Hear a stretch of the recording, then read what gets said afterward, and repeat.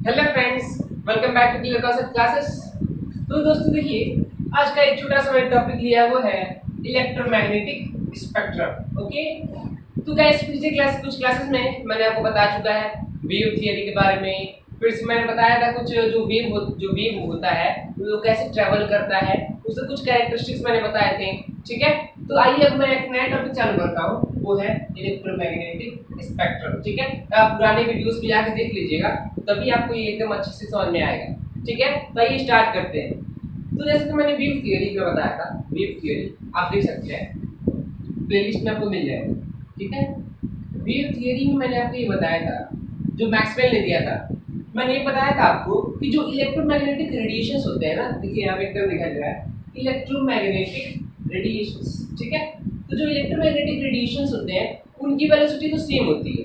ठीक है, जो इलेक्ट्रोमैग्नेटिक रेडिएशंस होते हैं ना, उन सब की वेलोसिटी एकदम सेम होती है। वो होती है that is the speed of light, that is 3 × 10⁸ metre per second. ठीक है, तो इलेक्ट्रोमैग्नेटिक रेडिएशन की वेलोसिटी तो एकदम सेम होती है, पर जो उनका वेवलेंथ होता है, वेवलेंथ और जो उनका फ्रीक्वेंसी होता है ना, डिफर करता है। ठीक है, तो इस पे हम लोग आज चर्चा करेंगे एक्चुअली वो कैसे डिफर करता है। ओके, तो देखिए इलेक्ट्रोमैग्नेटिक स्पेक्ट्रम एक्चुअली होता क्या है, आइए डेफिनेशन देखते हैं। That is the arrangement of different types of electromagnetic radiations in the increasing order of wavelength or in the decreasing order of frequencies, that is called the electromagnetic spectrum। मुझे लग रहा है आप समझ गए होंगे, एकदम सिंपल सा है। क्या कि जब हम लोग कुछ इलेक्ट्रोमैग्नेटिक रेडिएशंस, जैसा कि इलेक्ट्रोमैग्नेटिक रेडिएशंस कौन से हो सकते हैं, एक्सरे नाम सुना है आपने, एक्सरे में जो यूज होता है। उसके बाद आपने गामा रे सुना होगा, गामा रेस होते हैं। उसके बाद अल्ट्रावायलेट रेस तो सुना होगा, अल्ट्रावायलेट रेस। ठीक है, ये कुछ इलेक्ट्रोमैग्नेटिक रेडिएशंस मैंने आपको दिखाया है। ठीक है, जब हम लोग इनको in the increasing order of wavelength कहिए, या उल्टा भी कह सकते हैं, कोई दिक्कत नहीं है, या in the decreasing order of frequency कहिए, उल्टा भी कह सकते हैं, कोई दिक्कत नहीं है। ठीक है, समझ में आ गया इलेक्ट्रोमैग्नेटिक स्पेक्ट्रम क्या होता है। ठीक है, तो देखिए जब हम लोग लोअर क्लासेस में हम लोग एक स्पेक्ट्रम पढ़ाया गया है फिजिक्स में, तो एक्चुअली वहाँ पे क्या पढ़ाया गया ये जानिएगा। तो वहाँ पे न्यूटन ने एक एक्सपेरिमेंट किया था ना, तो उसमें क्या किया था, पूरा उन्होंने एक क्लोज रूम ले लिया था, पूरा। ठीक है, उसमें से उस रूम में छोटा सा एक होल कर दिया था जिसमें से सनलाइट आ रहा। ठीक है, जहाँ सनलाइट आ रहा था उसके बीच में उन्होंने क्या किया, एक प्रिज्म रख दिया गया, ट्रायंगल शेप का प्रिज्म होता है ना। ठीक है, तो प्रिज्म रख दिया गया उस शेप में, और जब उस सनलाइट को जब पास कर रहा था उस प्रिज्म से, तो वो क्या हो रहा था, व्हाइट लाइट किसमें चेंज हो रहा था, वो अपने कंस्टिट्यूएंट कलर्स में चेंज हो रहा था। कौन सा था वो कंस्टिट्यूएंट कलर्स, देखिएगा।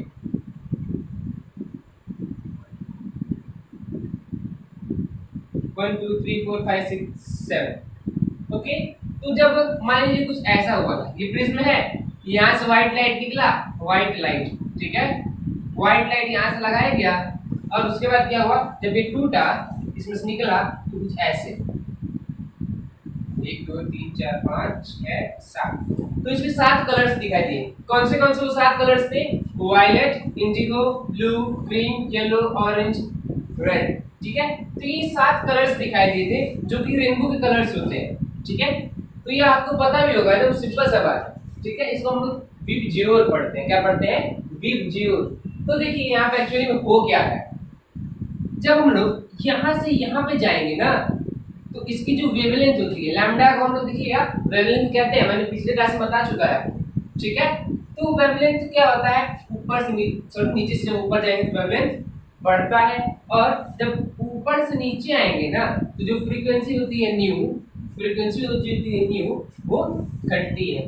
ठीक है, तो ये जो विबज्योर रीजन है ये क्या बताता है, ये कलर्स है ना, ये एक्चुअली कलर्स है, violet, indigo, blue, red, orange, green, colours हैं जो हम लोग अपने आई को डिटेक्ट कर लेते हैं। ठीक है, जो हम लोग का आई इन सभी कलर्स को डिटेक्ट कर लेता है। ठीक है, पर एक्चुअली में क्या होता है ना, एक्चुअली में देखिएगा कुछ जो रेडिएशंस होते हैं इस वायलेट के नीचे भी होते हैं।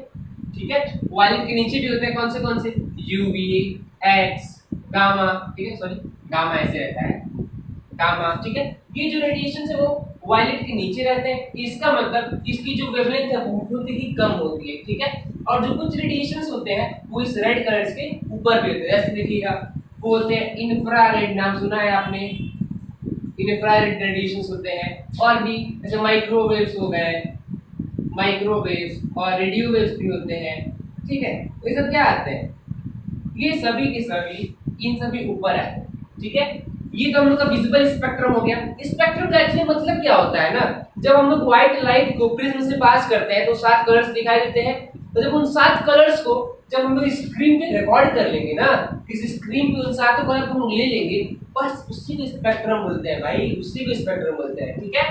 तो देखिए ये जो विब्ज्यूअर है उसको तो हम लोग डिटेक्ट कर सकते हैं, मान लीजिए कि ये विजिबल है, पर इसके ऊपर का और इसके नीचे का हम लोग विजिबल नहीं कर पाते हैं, ठीक है। मान लीजिए कि अगर सन से क्या अल्ट्रावायलेट रेस आ रहे हैं, मान लीजिए अगर विजिबल होती तो क्या करते, हम लोग ऐसे बच जाते ना, आ रहा है आ रहा है, हम लोग ऐसे बच जाते हैं ना, उससे हम लोग कुछ होता नहीं, ठीक है। पर एक्चुअली में क्या है, नहीं होता है, ये विजिबल नहीं होते हैं, ठीक है।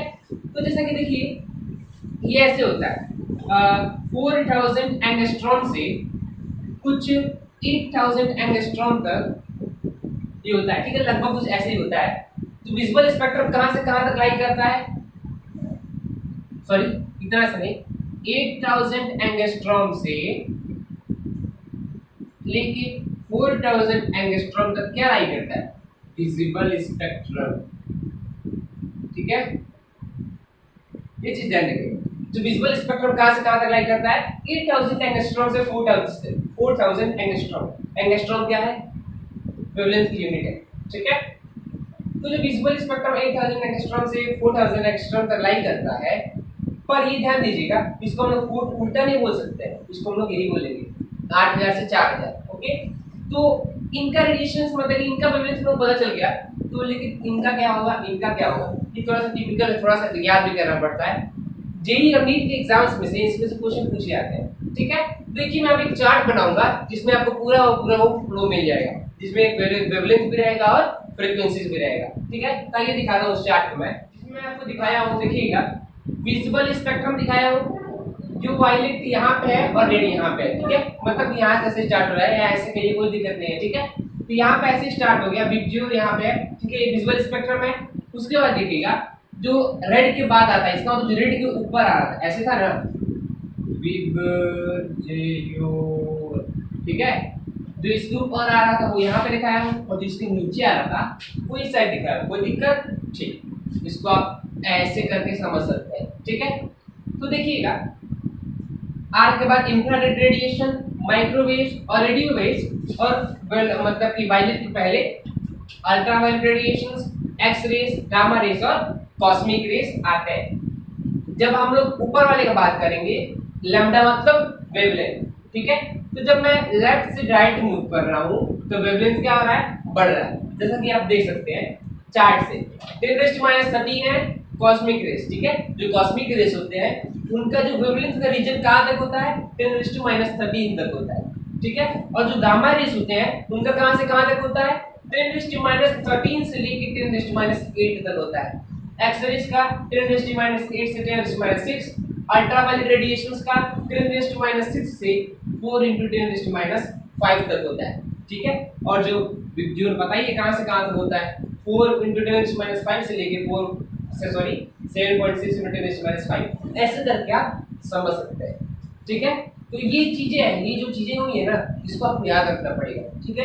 क्योंकि जब आप क्लास 12 फिजिक्स में जाएंगे तभी भी ये चीजें मिलेंगी, और जेईई नीट के एग्जाम्स में भी इसमें से क्वेश्चन पूछ लिए जाते हैं, ठीक है। तो खासा इंपॉर्टेंट हो जाता है आपके लिए ये चार्ट, ठीक है। और नीचे क्या हो रहा है, इस साइड में जब हम लेफ्ट से राइट मूव करेंगे तो फ्रीक्वेंसी घटेगा।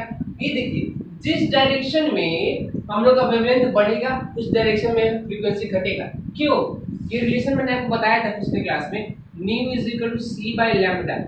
सी क्या है, वो कांस्टेंट है, ठीक है, कांस्टेंट है तो प्रोपोर्शनलिटी कांस्टेंट को हटा देंगे तो ये कुछ ऐसे हो जाएगा, मान लीजिए कुछ ऐसे, इसको ऐसे लिख सकता हूँ c × 1 by लैम्डा। c क्या है, कांस्टेंट है, इसका मतलब nu is directly proportional, inversely proportional to lambda, that is frequency is inversely proportional to wavelength.